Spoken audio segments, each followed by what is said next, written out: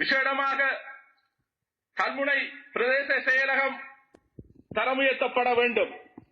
இந்த கல்முனை பிரதேச செயலகமானது கடந்த காலங்களிலே கேபினட் அப்ரூவல் வழங்கியும் கூட அதனை வர்த்தமானியில் பிரசுரிக்கப்படாமல் அதை தடுத்து நிறுத்தியிருக்கின்றனர். இந்த அரசியல்வாதிகளால் குறிப்பிட்ட நபர்களால் திட்டமிடப்பட்ட முறையில் எமது மக்களுக்கான தமிழ் பிரதேச செயலகம் கல்முனை தமிழ் பிரதேச செயலகம் திட்டமிடப்பட்ட முறையிலே உயர்த்தப்படாமல் தரம் உயர்த்தப்படாமல் தடுத்து நிறுத்தப்பட்டிருக்கின்றன. இந்த மக்களுக்குரிய சேவை சரியான முறையிலே கிடைக்கப்பெறாமல் தடுத்து நிறுத்தியிருக்கின்றனர்.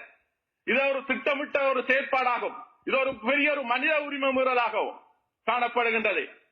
ஏற்கனவே 1993 ஆண்டு கேபினட் அப்ரூவல் இதுக்கு வழங்கியும் கூட இதனை தற்பொழுது வரை நடைமுறைப்படுத்தப்படாமல் இருக்கின்றது.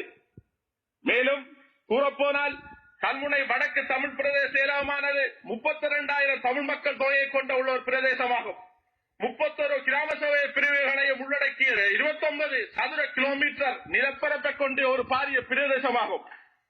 மேலும் 1989 ஆண்டு 12ஆம் தேதி உள்நாட்டு அலுவல்கள் அமைச்சு இது முதல் முறையிலே ஒரு உதவி அரசாங்க அதிபர் பிரிவாக காணப்பட்டது.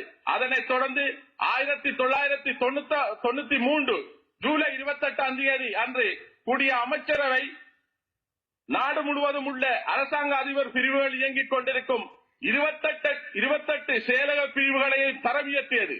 ஆனால் கல்முனை வடக்கு தமிழ் பிரதேச செயலகத்தை முழுமையாக தரம் உயர்த்தாமல் தடுத்து நிறுத்தியிருக்கின்றது. இது ஒரு பாரபட்சமான ஒரு செயற்பாடாகும். இத்தீர்மானத்தினை செயற்படுத்துமாறு அம்பாறை அரசாங்க அதிபருக்கும் கல்முனை பிரதேச செயலாளருக்கும் அமைச்சு அறிவுறுத்தல் விடுத்திருந்தது. ஆனாலும் தற்பொழுதும் இது நடைமுறைப்படுத்தப்படவில்லை. குழுக்களின் பிரதி தலைவர் அவர்களே, அமைச்சரவை தீர்மானத்தில் குறிப்பிடப்பட்ட 28 உதவி அரசாங்க அதிபர் காரியாலயங்களில் 27 தரம் உயர்த்தப்பட்டுள்ளது. துரதிருஷ்டவசமாக இந்த கல்முனை வடக்கு தமிழ் அரசாங்க செயலகம் தரம் உயர்த்தப்படவில்லை. இது முழுமையான ஒரு புறக்கணிப்பா அல்லது அரசியல் பழிவாங்கலா என்பது தெரியவில்லை. இந்த உயரிய சபையிடம் இதை ஒப்புவிக்கின்றேன். இதனை ஒரு முழுமையான பிரதேச செயலகமாக மாற்ற வேண்டும். தற்பொழுது அண்மையில் பிரதேச செயலகமாக தரம் உயர்த்தப்பட்ட பிரதேச செயலகங்களை எடுத்துக்கொண்டால் இலக்காமம் பிரதேச செயலகம், இதில் கிராம சபை மக்கள் தொகையே 12,000, கிராம சபை பிரிவு 12.